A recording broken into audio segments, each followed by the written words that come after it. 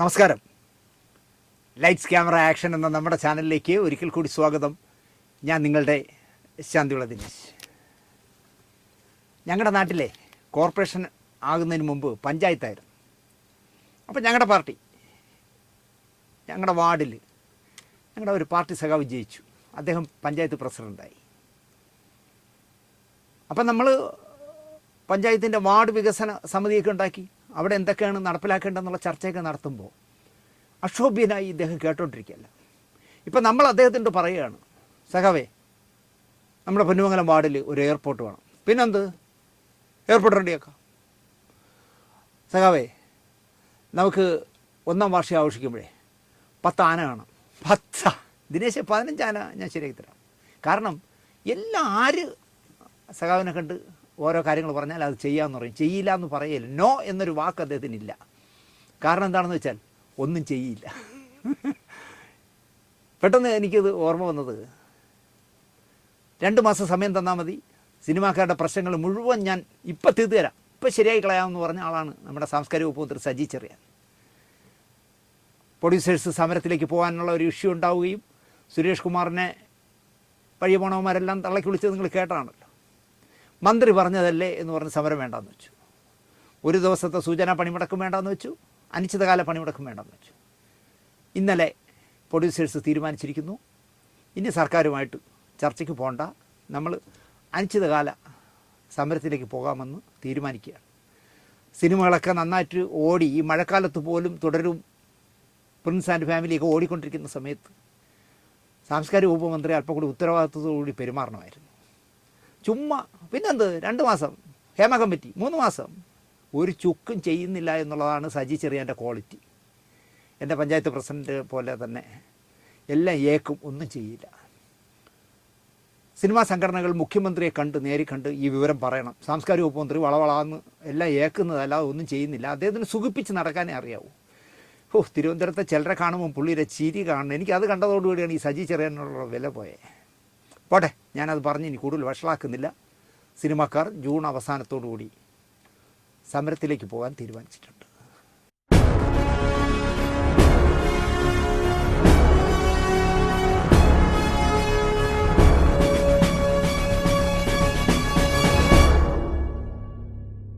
നമസ്കാരം.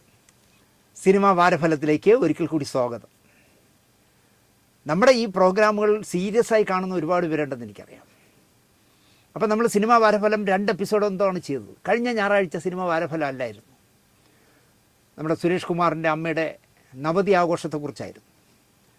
എത്ര പേരെന്നറി വിളിക്കുന്നത്, സിനിമാ വാരഫലം കാണാതിരുന്നപ്പോൾ ചേട്ടാ അത് വേറൊരു ബുധനാഴ്ച വല്ലതും കാണിച്ച പോരായിരുന്നോ എന്ന് ചോദിക്കുന്നത്. അപ്പം ഞാൻ പറഞ്ഞു, ഈ സിനിമ വാരഫലം ചെയ്യണമെങ്കിൽ ഒരാഴ്ച മലയാള സിനിമയിൽ എന്തെങ്കിലുമൊക്കെ സംഭവിക്കണ്ടേ, കള്ള വാർത്ത ഉണ്ടാക്കാൻ പറ്റില്ലല്ലോ. അതുകൊണ്ടാണ് സിനിമ വാരഫലം ഇല്ലാത്തത് എന്ന് ഞാൻ പറഞ്ഞു.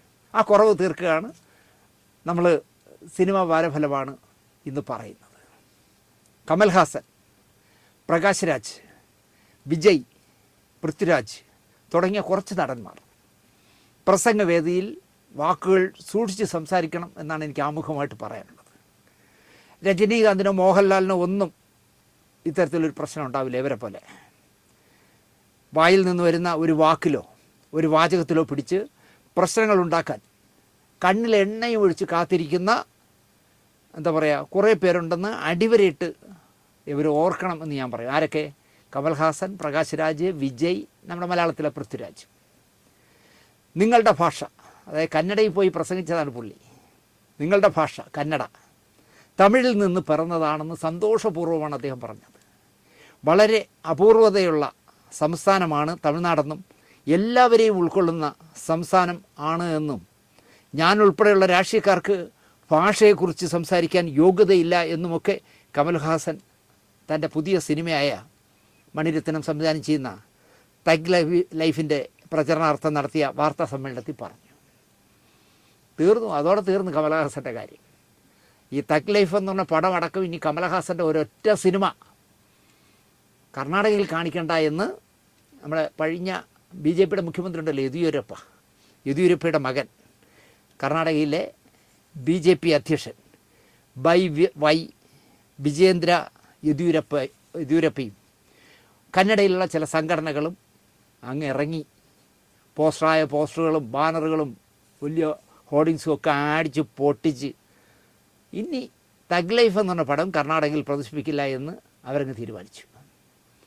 ഒരൊറ്റ വാക്കി പിടിച്ചാൽ അദ്ദേഹം അങ്ങനെയല്ല പറഞ്ഞത്. തമിഴ് കൾച്ചറിനെ കുറിച്ച് സംസാരിച്ചപ്പോൾ നിങ്ങളുടെ കന്നഡയായാലും മലയാളികളുടെ മലയാളമായാലും എല്ലാം തമിഴ് ഭാഷയിൽ നിന്നാണ് ഉണ്ടായത് എന്ന് ഒരു നിരുത്തരവാദപരമായൊന്നും അല്ല അദ്ദേഹം പറഞ്ഞത്. നിർദോഷമായ ഒരു ഡയലോഗായിരുന്നു.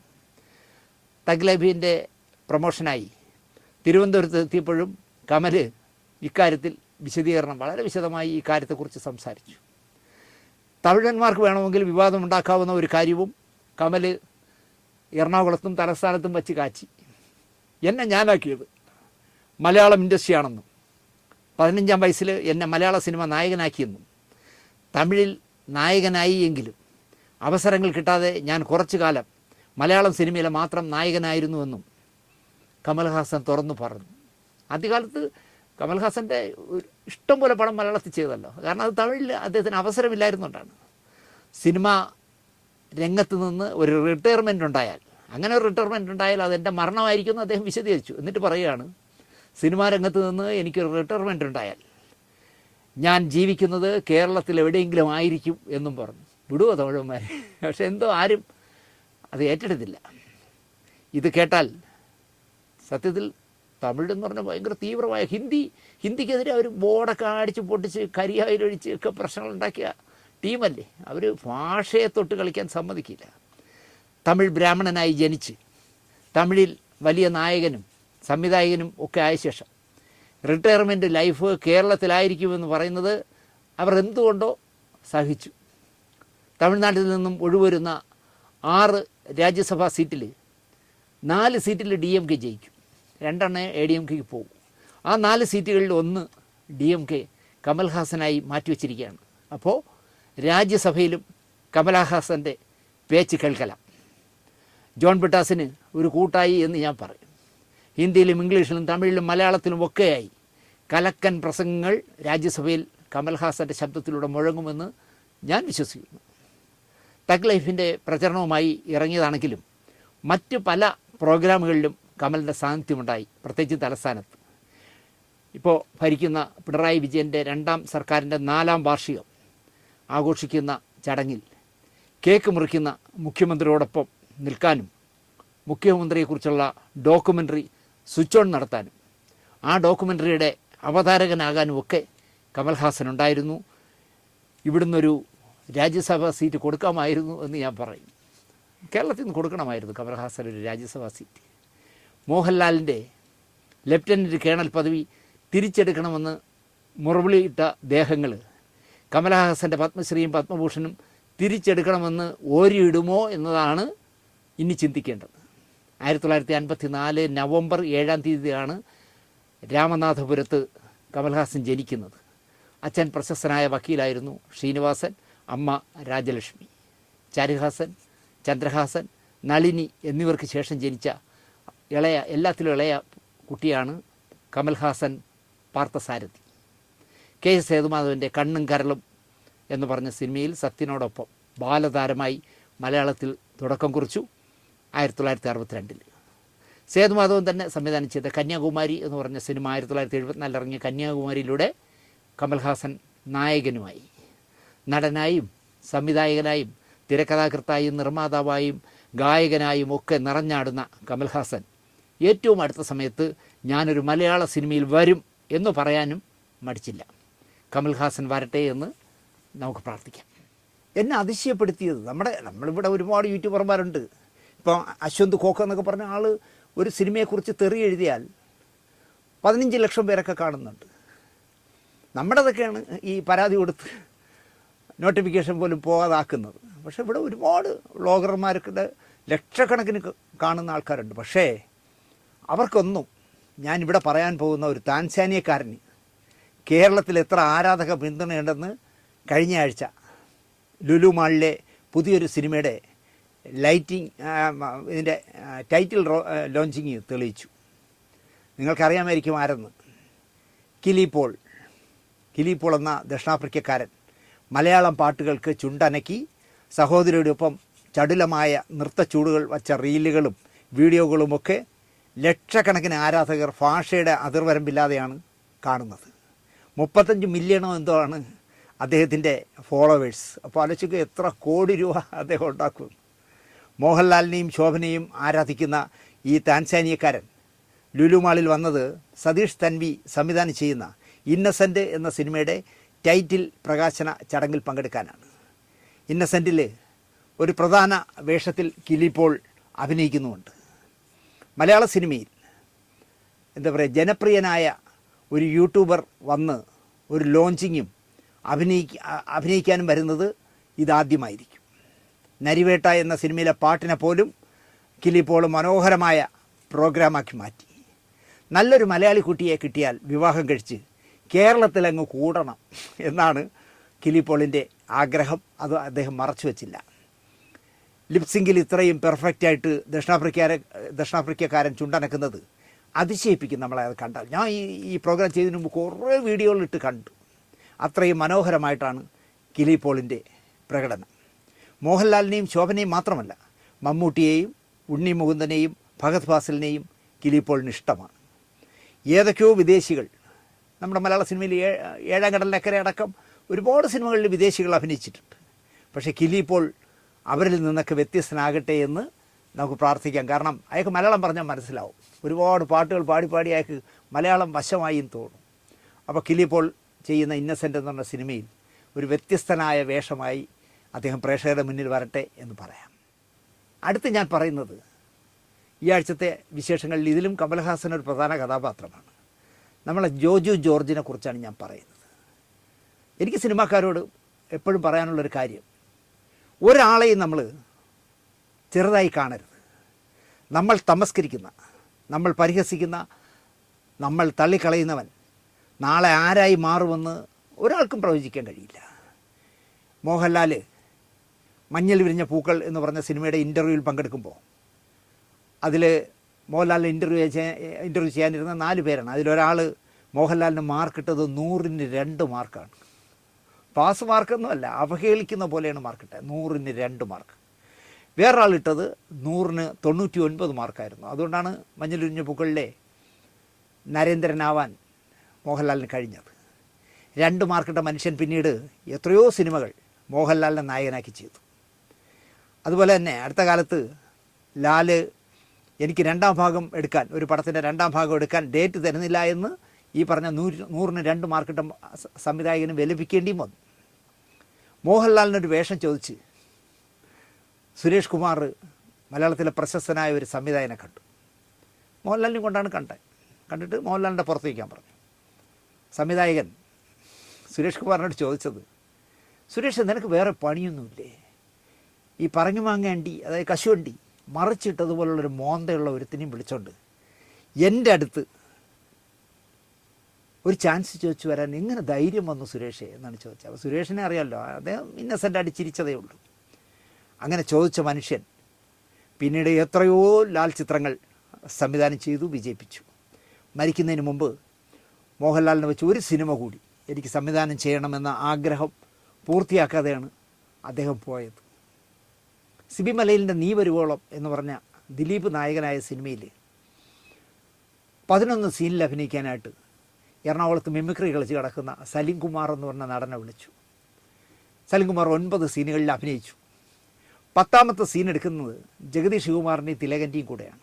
എന്തുകൊണ്ടോ അവരോടൊപ്പം അഭിനയിച്ചപ്പോൾ ടൈമിംഗ് ശരിയായില്ല എന്ന് പറയുന്നു. റിഹേഴ്സൽ ചെയ്ത് അല്ലെങ്കിൽ അയാളോട് പറഞ്ഞ് മനസ്സിലാക്കി സമയമെടുത്ത് ചെയ്യിക്കാൻ സംവിധായകനും തോന്നിയില്ല. അതിന് പകരം എന്ത് ചെയ്യുന്നു വെച്ചാൽ, തിലകൻ ഇന്ന് രാത്രി പോവുകയാണ്, അതുകൊണ്ട് ഇനി അദ്ദേഹം വന്നിട്ടേ നിനക്ക് വർക്കുള്ളൂ, പൊയ്ക്കോ എന്ന് പറഞ്ഞ് പറഞ്ഞു വിടുമ്പോൾ മാന്യമായിട്ട് പറഞ്ഞു വിട്ടില്ല. കോട്ടയത്ത് നിന്ന് എറണാകുളത്തേക്കുള്ള ട്രെയിൻ ടിക്കറ്റ് എടുക്കാനുള്ള പൈസ പോലും കൊടുക്കാതെ, എന്താ പറയുക, പ്രഭാകരൻ എന്ന് പറഞ്ഞൊരു മാനേജർ കോട്ടയം റെയിൽവേ സ്റ്റേഷനിൽ കൊണ്ടിറക്കിയിട്ട് കാറെടുത്തോണ്ട് കളഞ്ഞു. അവിടെ മണിക്കൂറുകൾ കാത്തുനിന്ന് വിഷമിച്ച് സങ്കടപ്പെട്ട് നിന്ന മനുഷ്യനെ മനസ്സിലാക്കിയ ഒരു ആൾ ഇയാളുടെ മിമിക്രി എന്തോ കണ്ടിട്ടുണ്ട്. 20 രൂപ കടം കൊടുത്തു. അതിൽ ടിക്കറ്റ് എടുത്ത് സലിം കുമാർ വീട്ടിലേക്ക് പോയി. ആ വേഷം പിന്നീട് ഇന്ദ്രൻസാണ് ചെയ്തത്. അതറിഞ്ഞപ്പോൾ കുറേ കരഞ്ഞു സലിം കുമാർ. കുറച്ച് കാലം കഴിഞ്ഞു സലിംകുമാർ ഒരുപാട് സിനിമകൾ ചെയ്ത് ഒരു ദിവസം തന്നെ 3-4 സിനിമയിൽ അഭിനയിക്കുന്ന തിരക്കിലേക്ക് പോയി. ആ സമയത്ത് നമ്മുടെ ജോസ് പ്രകാശിൻ്റെ അനുജൻ പ്രേംപ്രകാശ് സലിംകുമാറിനെ വിളിച്ചു. ഞാൻ നിർമ്മിക്കുന്ന സിബിമലയിൽ സംവിധാനം ചെയ്യുന്ന എൻ്റെ വീട് അപ്പൂൻ്റെയും എന്ന് പറഞ്ഞ് ജയറാമിൻ്റെ മകൻ കാളിദാസ് അഭിനയിച്ചൊരു നല്ല പടമുണ്ടല്ലോ, ആ പടത്തിലേക്ക് ഒരു 2 ദിവസം തന്ന് സഹായിക്കണം എന്ന് സലിംകുമാറിനെ വിളിച്ച് പറഞ്ഞു. സംവിധായകൻ പ്രിയദർശൻ ആണ് എന്നും കൂടി അല്ല സിബിമലയിലാണ് എന്നും കൂടി അറിഞ്ഞപ്പോൾ സലിംകുമാർ പറഞ്ഞു, എനിക്ക് ഡേറ്റ് ഇല്ല, ഞാൻ പ്രിയദർശൻ്റെ കിളിച്ചുണ്ടൻ മാമ്പഴത്തിലും ജയരാജൻ്റെ തിളക്കത്തിലും ഒരേ സമയം ഒരേ ഡേറ്റിൽ അഭിനയിച്ചുകൊണ്ടിരിക്കുകയാണ്. പക്ഷേ കറിയാച്ചൻ വിട്ടില്ല, കാരണം അത്രയും മാർക്കറ്റ് വാല്യൂ ഉണ്ട് സലിംകുമാറിന്. അദ്ദേഹം റിക്വസ്റ്റ് ചെയ്തുകൊണ്ടേയിരുന്നു. അവസാനം സലിംകുമാർ പറഞ്ഞു, സലിംകുമാർ ചെയ്തത് എന്താണെന്ന് വെച്ചാൽ ആ സമയത്ത് സലിംകുമാർ ഇപ്പോൾ വാങ്ങിക്കുന്നത് 50,000 രൂപയാണെന്ന് വെച്ചുള്ളൂ ഒരു ദിവസത്തേക്ക്. സലിംകുമാർ ചോദിച്ചു 1,00,000 രൂപ വെച്ച് തരാമോ എന്ന് ചോദിച്ചു. എത്രയാണെന്ന് എനിക്കറിയില്ല എമൗണ്ട്, എന്തായാലും അയാൾ വാങ്ങുന്നതിൻ്റെ ഇരട്ടി ചോദിച്ചു. ഓക്കെ തരാം എന്ന് പ്രേംപ്രകാശ് സമ്മതിച്ചു. സലിംകുമാർ ചെന്ന് അഭിനയിച്ചു. കുറച്ച് കാലം കൂടി മുമ്പോട്ട് പോകുന്നു. സലിംകുമാർ അച്ഛനുറങ്ങാത്ത വീട് എന്ന് പറഞ്ഞ പടത്തിലെ നായകനായി അഭിനയിച്ചു. സിബിമലയിൽ ജൂറി ചെയർമാനായിട്ടുള്ള ഒരു കമ്മിറ്റിയാണ് സംസ്ഥാന അവാർഡ് നിർണ്ണയിക്കുന്നത്. അതിൽ മികച്ച 2ാമത്തെ നടനായി സലിംകുമാറിനെ തിരഞ്ഞെടുത്തു. സലിംകുമാർ ചെന്ന് മുഖ്യമന്ത്രിയിൽ നിന്ന് അവാർഡൊക്കെ വാങ്ങി. അന്ന് രാത്രി ഈ അവാർഡ് ദാനം നടക്കുന്നതിൻ്റെ അന്ന് രാത്രി ഒരു ഡിന്നർ ഉണ്ടാവും ചലച്ചിത്ര അക്കാദമിയുടെ. ആ ഡിന്നറിൽ സലിംകുമാർ പങ്കെടുക്കാൻ ചെന്നു. സിബിമലയിലിൻ്റെ ടേബിളിൽ തന്നെ എതിർവശത്ത് സലിംകുമാർ ഇരുന്ന് ആഹാരം കഴിച്ചു. അപ്പോൾ സലിംകുമാർ പറയുന്നത്, സിബിമലയിലിൻ്റെ എതിർവശത്തിരുന്ന് ആ ഡിന്നറിൽ ആഹാരം കഴിക്കുമ്പോൾ സലിംകുമാറിൻ്റെ മനസ്സിൽ തോന്നിയത് ടിക്കറ്റിനുള്ള കാശ് പോലും കൊടുക്കാതെ അഭിനയിക്കാൻ അറിയാത്തതിനാൽ പുറത്താക്കിയ സിബിമലയിലാണല്ലോ എൻ്റെ മുന്നിലിരിക്കുന്നത് എന്നാണ് അപ്പോൾ സലിംകുമാർ ആലോചിച്ചത്. ഇതൊക്കെ ഇപ്പോൾ ഓർക്കാനായത് നമ്മുടെ ജോജു ജോർജിൻ്റെ ഒരു പ്രസംഗം കേട്ടപ്പോഴാണ്. ജോജു സിനിമയിലെത്തിയത് പ്രേക്ഷകർക്കറിയാം. വർഷങ്ങളോളം ജൂനിയർ ആർട്ടിസ്റ്റായി തുടക്കം.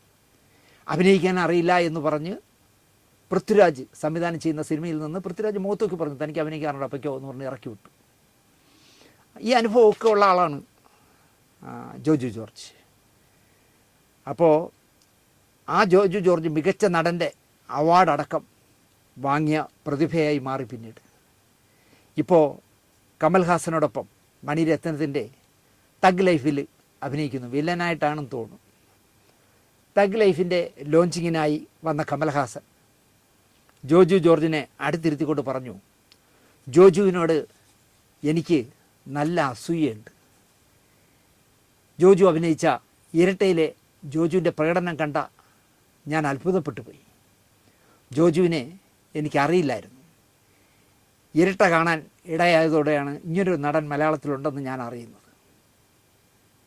ഒരേ സ്റ്റേഷനിൽ ജോലി ചെയ്യുന്ന ഇരട്ട സഹോദരന്മാരെ മനോഹരമാക്കി ജോജു, എനിക്ക് ഏറെ അസൂയ തോന്നിയ പ്രകടനമായിരുന്നു ജോജുവിൻ്റെ എന്നാണ് കമൽഹാസൻ പറഞ്ഞത്. എന്തിനാ ഇനി ഒരു നാഷണൽ അവാർഡ് സലിംകുമാർ വാങ്ങണേ? കമൽഹാസനല്ലേ ഈ വിലയിരുത്തുന്നത്. കമലിൻ്റെ കമൻറ്റ് കേട്ട് ജോജു എണീറ്റ് നിന്ന് കൈകൂപ്പിയതിനൊപ്പം തേങ്ങി കരഞ്ഞു. ഞാൻ 30ഓളം ചിത്രങ്ങളിൽ 1ലധികം റോളുകൾ ചെയ്തവനാണ്, കമൽഹാസൻ പറയുകയാണ്. എന്നാൽ അവയ്ക്ക് ഗെറ്റപ്പ് ചേഞ്ച് ഉണ്ടാകാറുണ്ട്. അധികം ചേഞ്ച് ഇല്ലാതെ അവതരിപ്പിച്ച 1-2 വേഷങ്ങളിലേ എനിക്ക് അഭിനയിക്കാനായുള്ളൂ. ജോജുവിൻ്റെ ആ പ്രകടനമാണ് മണിരത്നം സിനിമയിൽ എത്തിച്ചതെന്നും കമൽഹാസൻ പറഞ്ഞു. സിബിമലയിലും പൃഥ്വിരാജുമൊക്കെ ഇത് കേൾക്കുന്നത് നല്ലതാണ്. കാരണം ആരെയും തള്ളിക്കളയരുത്. ഇവൻ നാളെ എന്താവുമെന്ന് പറയാൻ പറ്റില്ല. ഒരു സിനിമയിൽ ഇന്ദ്രൻസ് തയ്യക്കാരനായിരുന്നു, കോസ്റ്റ്യൂമറായിരുന്നു. ഒരു സിനിമയിൽ ഒരു ചെറിയ വേഷം ആ പടത്തിൽ കിട്ടി. അതിൽ അഭിനയിക്കാൻ ചെന്ന ഇന്ദ്രൻസിനെ മലയാളത്തിലെ 2 വലിയ നടന്മാർ ഒരു മൃതദേഹം അന്വേഷിക്കുന്നതാണ് ഒരു കുളത്തിൽ. ആ അന്വേഷിക്കുന്ന കൂട്ടത്തിൽ ഈ പറഞ്ഞ നടന്മാരും ഇന്ദ്രൻസും ഉണ്ട്. ഇന്ദ്രൻസിനെ ചവിട്ടി ചെളിയിൽ താഴ്ത്തി. ഒരുപാട് ചെളി വായ്ക്കകത്ത് പോയി എന്നാണ് എന്നോട് ഇന്ദ്രൻസ് പറഞ്ഞത്. കുറേ ദിവസം അതിൻ്റെ പ്രശ്നങ്ങളുണ്ടായിരുന്നു മുതലാളി എന്നാണ് എന്നോട് പറഞ്ഞത്. ഈ ചവിട്ടി താഴ്ത്തിയവർ ഇപ്പോൾ എവിടെയെന്ന് അറിഞ്ഞൂടാ. ചവിട്ടി താഴ്ത്തിയവർ ഒരിക്കലും പ്രതീക്ഷിക്കാനില്ല ഇന്ദ്രൻസ് പവൻ വിലയുള്ള നടനായി മാറുമെന്ന്. അതുകൊണ്ട് സിനിമയിൽ ആരും ഒഴിവാക്കരുത് എന്നാണ് എനിക്ക് പറയാനുള്ളത്. ഇനിയൊരു രസകരമായ കാര്യം പറയാം. ഉണ്ണി മുകുന്ദൻ എന്ന നടനും അദ്ദേഹത്തിൻ്റെ പേഴ്സണൽ മാനേജരുമായിട്ടുള്ള തല്ല് കൊഴുക്കുകയാണല്ലോ. നരിവേട്ട സിനിമ നന്നായി എന്ന് ഫേസ്ബുക്കിൽ പോസ്റ്റിട്ട അരിശത്തിന് ഈ പറയുന്ന വിപിൻ താമസിക്കുന്ന ഫ്ലാറ്റിൽ ചെന്ന് കാർ പാർക്കിംഗ് സ്ഥലത്ത് ക്യാമറയില്ലാത്ത സ്ഥലത്ത് വിളിച്ചുകൊണ്ടുപോയി തല്ലി എന്നാണ് വിപിൻ കൊടുത്തിരിക്കുന്ന പരാതി. തല്ലിയ പാടുകളും തല്ലുകൊണ്ടിടത്തെ ഈ അടയാളങ്ങളും ഒക്കെ വെച്ച് മെഡിക്കൽ റിപ്പോർട്ടും അല്ലെങ്കിൽ മെഡിക്കൽ സർട്ടിഫിക്കറ്റും സ്റ്റേഷനിൽ ഹാജരാക്കിയിട്ടുണ്ട്. ജാമ്യമില്ലാ വകുപ്പിട്ടാണ് ഇദ്ദേഹത്തിൻ്റെ പേരിൽ, ഉണ്ണി മുകുന്ദൻ്റെ പേരിൽ കേസെടുത്തിരിക്കുന്നത്. അപ്പോൾ ഈ മാനേജർമാരുടെ ഫ്ലാറ്റ്, ഒന്നാമത് മാനേജർമാരൊക്കെ ഇപ്പോൾ ഫ്ലാറ്റിലാണ് താമസിക്കുന്നത്. അപ്പോൾ അവൻ്റെയൊക്കെ സാമ്പത്തികം ആലോചിച്ച് നോക്കും, എന്ത് ഹീനമായ പണിയും ചെയ്യും. അതുകൊണ്ടാണ് ഈ പലരും കോടീശ്വരന്മാരാവുന്നത്. ഞാൻ അവൻ്റെ വാസസ്ഥലത്ത് പോയി വിളിച്ചിറക്കി സംസാരിച്ചു എന്നും അവൻ്റെ കണ്ണട കൂളിംഗ് ഗ്ലാസ് തല്ലിപ്പൊട്ടിച്ചതല്ലാതെ ഞാനൊന്നും ചെയ്തിട്ടില്ല എന്നും കിലുക്കത്തിൽ രേവതി പറയും പോലെ ഉണ്ണി മുകുന്ദൻ പറയുന്നുണ്ട്. മാത്രമല്ല, നീ പോലീസ് സ്റ്റേഷനിൽ പരാതി കൊടുത്താൽ ഞാൻ DGPക്കും ADGPക്കും പരാതി കൊടുക്കും, എനിക്കും മോളിൽ പിടിയുണ്ടടാ എന്ന് CBI ഡയറക്ടർ ഗ്രൂപ്പിൽ പ്രതാപേന്ദ്രൻ പറഞ്ഞതുപോലെ ഉണ്ണി മുകുന്ദൻ സംസ്ഥാന DGPക്കും സംസ്ഥാന ADGPക്കും ഒക്കെ പരാതി കൊടുത്തു. DGPക്കല്ല, ആഭ്യന്തര വകുപ്പ് മന്ത്രിക്കല്ല, മുഖ്യമന്ത്രിക്കും ഗവർണർക്കും പരാതി കൊടുത്താലും സംഭവം നടന്ന സ്റ്റേഷനിലെ പോലീസ് കോൺസ്റ്റബിൾമാരുടെ കയ്യിലാണ് FIR എടുത്തെന്ന് ഉണ്ണി മുകുന്ദൻ അറിയില്ല എന്ന് എനിക്ക് തോന്നുന്നു.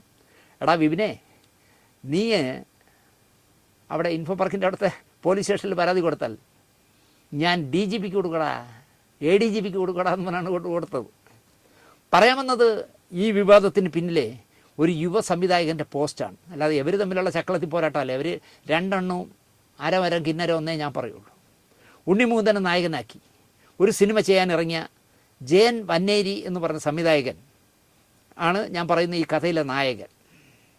അപ്പോൾ ജയൻ വന്നേരി പറയുന്നത്, ജയൻ വന്നേരി നിങ്ങൾക്ക് അറിയാമോ എന്ന് എനിക്കറിയണ്ട, ജോജു ജോർജ് നായകനും അഭിരാമി നായികയുമായ ഒറ്റയ്ക്കൊരു കാമുകൻ എന്ന് പറഞ്ഞ സിനിമ സംവിധാനം ചെയ്ത ആളാണ് ജയൻ വന്നേരി. അദ്ദേഹം പറയുന്നത്, യവനെന്ന് പറഞ്ഞാൽ വിപിന് ഒരടിയുടെ കുറവുണ്ടായിരുന്നു. തന്നെ എന്താ പറയുക, ആ ഉണ്ണിയുടെ കയ്യിൽ നിന്ന് തന്നെ അത് കിട്ടിയതിൽ സന്തോഷിക്കുകയാണ് എന്നാണ് ജയൻ വന്നേരി പറയുന്നത്. ഇതെൻ്റെ മാത്രം സന്തോഷമല്ല, ഉണ്ണി മുകുന്ദൻ്റെ ഡേറ്റിനായി നടന്ന് പരാജയപ്പെട്ട പലരുടെയും ആഗ്രഹമായിരുന്നു ഇവൻ ആരെങ്കിലും ഒരടി കൊടുക്കണം എന്നാണ് വന്നേരി പറയുന്നത്. 2021 ജയൻ വന്നേരി ഒരു തിരക്കഥയുമായി ബിഗ് ബഡ്ജറ്റുള്ള ഒരു സിനിമ ചെയ്യാനായി ഉണ്ണി മുകുന്ദനെ കാണുന്നു.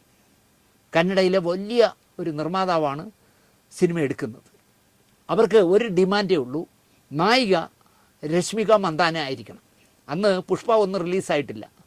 രശ്മിക മന്ദാന നായിക ആവുമെങ്കിൽ ഞങ്ങൾ ഈ സിനിമ എടുക്കാം, നായിക അവരായിരിക്കണം. ദക്ഷിണേന്ത്യ മുഴുവൻ ഒന്നിച്ച് റിലീസ് ചെയ്യാൻ, 4 ഭാഷകളിൽ ഒന്നിച്ച് റിലീസ് ചെയ്യാനാണ് നിർമ്മാതാവ് പ്ലാൻ ചെയ്തത്. പ്രോജക്റ്റ് അല്പം വലുതായതിനാൽ ബാദുഷ സാറിൻ്റെ നിർമ്മാണ നിർവഹണം ഏൽപ്പിക്കാൻ തീരുമാനിച്ചു. ബാദുഷ സാറിനെ ഏൽപ്പിക്കാം, അദ്ദേഹം ആകുമ്പോൾ ഈ വലിയ പടങ്ങളെല്ലാം ഏക്കുന്ന ആളാണ്, തലയിൽ കണ്ണടയും വെച്ച് അങ്ങ് ഇറങ്ങുന്ന ആളാണല്ലോ, അപ്പോൾ പുള്ളിയെ ഏൽപ്പിക്കാമെന്ന് തീരുമാനിച്ചു. അവിടെയാണ് ഇവൻ്റെ കഷ്ടകാലം തുടങ്ങിയത്. ഗോകുലം പാർക്കിൽ ചെന്ന് ബാദുഷ സാറിനോട് കഥ പറഞ്ഞു. പുള്ളിക്ക് കഥ ഇഷ്ടമായി. അദ്ദേഹം തിരക്കിലായതിനാൽ കൂടുതലൊന്നും പറയാതെ പിരിഞ്ഞു. എന്തെങ്കിലും പറയണ്ടേ, ഇതിപ്പോൾ നടക്കില്ല കേട്ടോ, 5 വർഷം കഴിഞ്ഞ് ഉണ്ണി മുകുന്ദൻ ഇനി ഡേറ്റ് ഉള്ളൂ എന്ന് പറയണ്ടേ, അല്ലെങ്കിൽ ഈ കഥ ഉണ്ണി മുകുന്ദൻ ചെയ്യുമെന്ന് തോന്നില്ല എന്നൊക്കെ പറയണ്ടേ. ഒന്നും പറയാതെ സാറ് കഥയും കേട്ടിട്ട് കാർ കയറി ഇങ്ങ് പോയി. എന്നാൽ അന്ന് രാത്രി ബാദുഷയുടെ ഒരു സുഹൃത്ത് റിയാസ് എന്ന് പറഞ്ഞ ആൾ വിളിച്ചു. അയാൾ എന്തിനാണ് വിളിക്കുന്നതെന്ന് എനിക്ക് മനസ്സിലാവില്ല. ബാദുഷയോട് സംസാരിച്ചാൽ റിയാസ് അല്ലല്ലോ വിളിക്കേണ്ടത്. ബാദുക്ക കൂടെ ഉണ്ട് എന്നും പുള്ളിക്ക് ഫോൺ കൊടുക്കാമെന്ന് പറഞ്ഞ് കൊടുത്തു. അപ്പോൾ അദ്ദേഹം പറഞ്ഞു, ജയൻ വന്നേരിയോട് പറഞ്ഞു, നിങ്ങളുടെ കഥ ഗംഭീരമാണ്, ഉണ്ണിക്ക് പെർഫോം ചെയ്യാൻ ഒത്തിരി സാധ്യതകളുണ്ട്, കമേഴ്ഷ്യലായി വലിയ വിജയമാകാൻ സാധ്യതയുണ്ടെന്നും ബാദുഷ സാർ പറഞ്ഞു. ഈ മലയാള സിനിമയുടെ ഇപ്പോഴത്തെ ഗതികേട് അതാണ്. ഞാനൊരു നിർമ്മാതാവിനെ സംഘടിപ്പിച്ച് നിർമ്മാതാവുമായിട്ടൊരു കഥ സംസാരിച്ച് ആ കഥ ഓക്കെ ആയാൽ അതിന് പറ്റിയൊരു സംവിധായകൻ ആര് എന്ന് എഴുത്തുകാരനും നിർമ്മാതാവും കൂടെ തിരിച്ചാൽ ആ സംവിധായകനോട് ചെന്ന് സംസാരിക്കും. സംവിധായകൻ ഇത് നമുക്ക് ചെയ്യാം എന്ന് പറഞ്ഞ് അവർ ഡിസ്കസ് ചെയ്ത് തിരക്കഥയൊക്കെ ഉണ്ടാക്കി കഴിഞ്ഞാൽ ഇതിൽ ആരെയൊക്കെ അഭിനയിക്കാം എന്ന് തീരുമാനിക്കും. ഇതെല്ലാം കഴിഞ്ഞിട്ടാണ് ഈ പുറത്ത് നിൽക്കുന്ന പ്രൊഡക്ഷൻ മാനേജരെയോ പ്രൊഡക്ഷൻ എക്സിക്യൂട്ടീവിനെയോ വിളിച്ച് ആണത്വമുള്ള സംവിധായകരെല്ലാം പണ്ട് സിനിമ ചെയ്തിരുന്നത്. ഈ സംവിധായകനും തിരക്കഥാകൃത്തും ഇരിക്കുന്ന റൂമിൽ പോലും അല്ലെങ്കിൽ നിർമ്മാതാവ് ഇരിക്കുന്ന റൂമിൽ പോലും ഇവരൊന്നും കയറ്റില്ല. സമയമാകുമ്പോൾ ഒരു ലിസ്റ്റ് എഴുതി കൊടുത്തിട്ട് പറഞ്ഞു ഇതാ ഇത്രയും പേരെ ഡേറ്റ് വാങ്ങിക്കുമെന്ന് പറഞ്ഞ് ചെന്ന് വാങ്ങിച്ചിട്ട് വരും ഡേറ്റ്. ഇപ്പോൾ അങ്ങനെയല്ല, പ്രൊഡക്ഷൻ എക്സിക്യൂട്ടീവ്, കൺട്രോളർ, തേങ്ങ മാങ്ങ, എക്സിക്യൂട്ടീവ് പ്രൊഡ്യൂസർ എന്നൊക്കെ പറയുന്നവന്മാരാണിപ്പം ഡേറ്റ് വാങ്ങുന്നത്. ഏതാണ്ട് എല്ലാ കൺട്രോളർമാരും ഓരോ നടന്മാരുടെയും നടിമാരുടെയും എർത്തുമാണ്. അവരെ പ്രൊമോട്ട് ചെയ്ത് പൈസ ഉണ്ടാക്കാനാണ് നടക്കുന്നത്. ഇത് പറയുമ്പോൾ നമ്മളെ ഇഷ്ടപ്പെടില്ല, അതാണ് പ്രശ്നം. അല്ലെങ്കിൽ നിങ്ങൾ ആലോചിച്ച് നോക്കിയേ, ഉണ്ണി മുകുന്ദനോട് കഥ പറയാനുള്ളതിന് ബാദുഷയോട് കഥ പറയുന്നു. ബാദുഷ എന്ത് ചെയ്യുന്നു? കഥ കൊള്ളാമെന്ന് അയാളുടെ അസിസ്റ്റൻറ്റ് അല്ലെങ്കിൽ അയാളുടെ കൂടെ നടക്കുന്ന എർത്ത് പ്ലഗ് റിയാസ് വിളിച്ച് പറയുന്നു. ഉണ്ണി മുകുന്ദൻ ദുബായിലായതുകൊണ്ട് ബാദുഷ പറഞ്ഞ പ്രകാരം ഉണ്ണിയുടെ മാനേജർ ബിബിനോട് കഥ പറഞ്ഞു. അടുത്ത കഷ്ടകാലം കഥ കേട്ട് കൊള്ളാമെന്ന് പറഞ്ഞ ബിബിൻ ഈ ചിത്രത്തിൻ്റെ ബജറ്റ് എത്രയാകും എന്ന് ചോദിച്ചു. ബജറ്റ് എത്രയാണെന്ന് ചോദിക്കാൻ? അത് ഞാനും നിർമ്മാതാവുമായിട്ട് തീരുമാനിച്ചോളാമെന്നല്ലേ സംവിധായകൻ പറയേണ്ടത്. ഉണ്ണി മുകുന്ദൻ്റെ മാനേജരാര് ബജറ്റ് കേൾക്കാൻ? ഇവിടെ നടക്കുന്ന അതാണെന്നേ. ആരും പുറത്തു പറയില്ല, അതാണ് പ്രശ്നം. കാരണം ഈ നടന്മാരുടെയൊക്കെ ഡേറ്റ് വേണമെന്നുള്ളതുകൊണ്ട് ഈ പറയുന്ന കൂടെ നടക്കുന്ന നടൻ്റെ PA മാനേജർ തേങ്ങ മാങ്ങ എന്ന് പറഞ്ഞ് നടക്കുന്നവനെ സാറേ സാറേ സാറേ സാറേ എന്ന് വിളിച്ചുകൊണ്ട് നടക്കും. അല്ലെങ്കിൽ ബാതുക്ക ബാതുക്ക എന്നൊക്കെ വിളിച്ചുകൊണ്ട് നടക്കും. അദ്ദേഹമാണെങ്കിൽ ഡോക്ടറേറ്റൊക്കെ എടുത്ത് നടക്കുന്നുണ്ട്. സാറേ എന്ന് വിളിക്കുമെന്ന് എനിക്ക് എല്ലാവരും ബാതുക്ക എന്നാണ് വിളിക്കുന്നതെന്ന് തോന്നുന്നു. അതോ ഡോക്ടർ ബാദുഷ എന്നാണ് വിളിക്കുന്നതെന്ന് എനിക്കറിയില്ല. എന്തായാലും ഈ വിപിൻ സാർ ചോദിച്ചു, ഇതെന്താ ബജറ്റ് എന്ന് ചോദിച്ചു. അപ്പോൾ സംവിധായകൻ പറഞ്ഞു, ഒരു 12 കോടി രൂപയാണ് ഞങ്ങൾ പ്രതീക്ഷിക്കുന്നത്.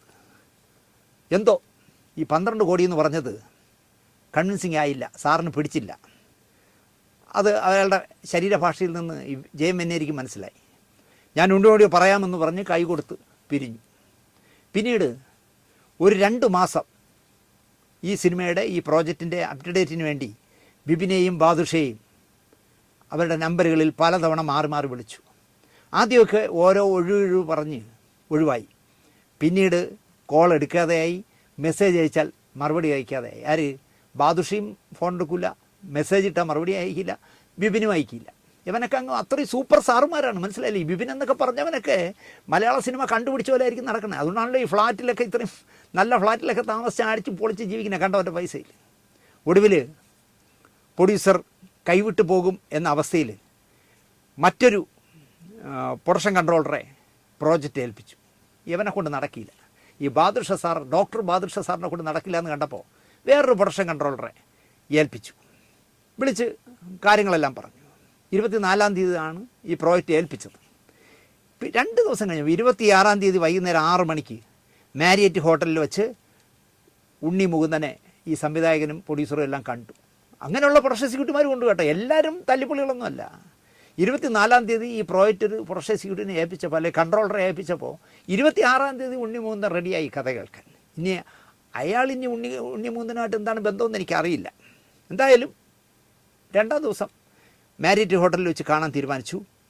ഹോട്ടലിൽ ഞങ്ങൾ ഉണ്ണിയെ കാണാൻ ചെല്ലുമ്പോൾ ഉണ്ണിയുടെ കൂടെ ഈ പ്ലഗും ഉണ്ട്, ആര്? വിപിനും ഉണ്ട്.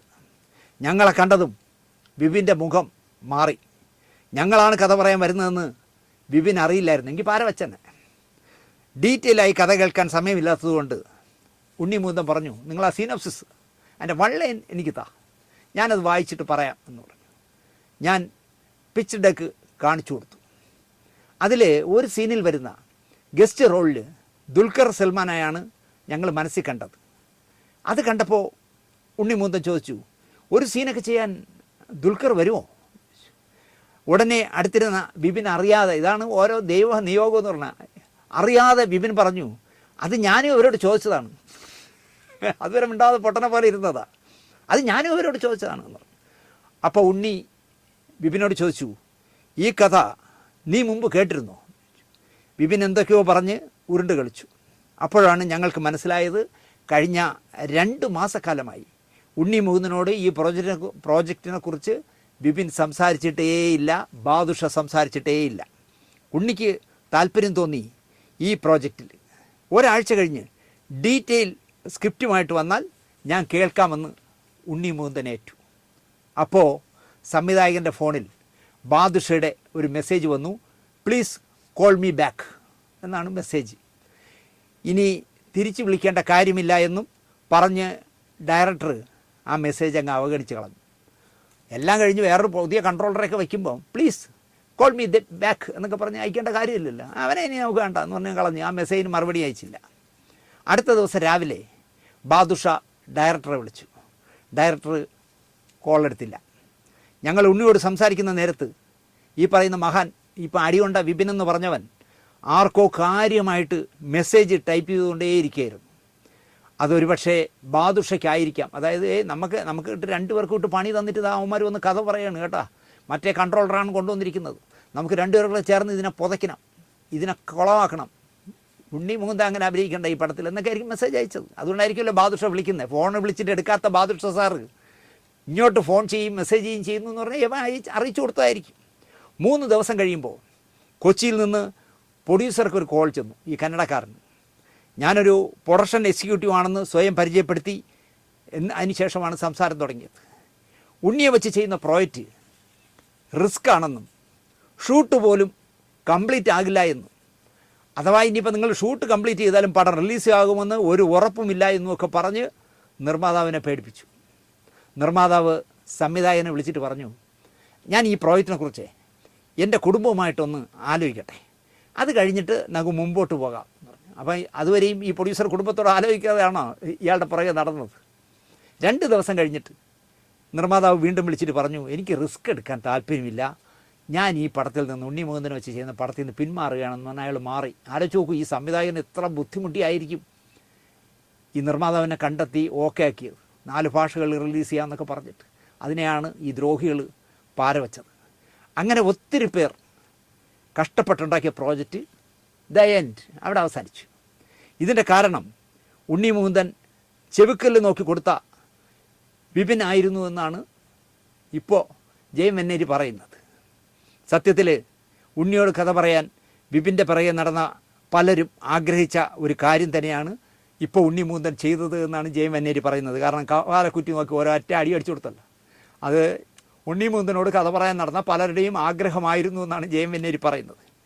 പിന്നെ ഇപ്പോൾ അടിച്ചുവിടുന്ന തലക്കെട്ടുണ്ടല്ലോ, നരിവേട്ടയെ പ്രശംസിച്ചതിന് ഉണ്ണി മുകുന്ദൻ തല്ലി എന്നാണല്ലോ വിപിൻ കൊടുത്തിരിക്കുന്ന കേസ്. അത് വിപിൻ്റെ PR ബുദ്ധിയാണ് എന്നാണ് ജയൻ വെന്നേരി പറയുന്നത്. അവനറിയാം ഒരു വാർത്ത എങ്ങനെ ഹൈലൈറ്റ് ചെയ്യണമെന്ന്, അതാണല്ലോ അവൻ്റെ പണി. സത്യം എന്താണെന്ന് അറിയണമെങ്കിൽ ഉണ്ണി മുകുന്ദൻ്റെ ഭാഗം കൂടി കേൾക്കണം എന്നാണ് ജയൻ വെന്നേരി പറയുന്നത്. സത്യം പറഞ്ഞാൽ പ്രശസ്തരായ പലരും സിനിമ നിർത്തിയത് ഇതുകൊണ്ടാണ്. കാരണം നടീനടന്മാർക്ക് മാമാപ്പണി ചെയ്യുന്നവന്മാരുടെ കയ്യിൽ മലയാള സിനിമ ആയതോടുകൂടിയാണ്. കുറേ എണ്ണം ഇങ്ങനെ ഇറങ്ങിയിട്ടുണ്ട് മാനേരെന്നൊക്കെ പറഞ്ഞിട്ട്. എന്തിനാണ് ഈ പേഴ്സണൽ മാനേരെന്ന് എനിക്ക് മനസ്സിലാവില്ല. ഞാൻ കേട്ടെ നടൻ മധു സാർ ഏതെങ്കിലും ഒരു മാനേരെന്ന് പറഞ്ഞൊരു എംബൊക്കെ വെച്ചിട്ടുണ്ടോ? നസീർ സാർ വെച്ചിട്ടുണ്ടോ? ജയം വെച്ചിട്ടുണ്ടോ? സുകുമാരൻ വെച്ചിട്ടുണ്ടോ? സോമൻ വെച്ചിട്ടുണ്ടോ? ആരും വെച്ചിട്ടില്ല. ഇപ്പോഴത്തെ ഈ ഗ്യാങ്ങുകൾ എനിക്ക് തോന്നുന്നു മമ്മൂട്ടിക്ക് മാനേരില്ലായിരുന്നു. മോഹൻലാലിന് ആൻ്റണി പെരുമ്പാവൂരുണ്ടായിരുന്നു. അതിൻ്റെ ഒരുപാട് ദോഷം മോഹൻലാലിന് ഉണ്ടാക്കി കൊടുത്തിട്ടുമുണ്ട്. പക്ഷേ ഇപ്പോൾ വന്ന ഈ പുതിയ തലമുറയിൽ വന്ന വായ്നോക്കികളെല്ലാം ഒരു മാനേര വയ്ക്കും.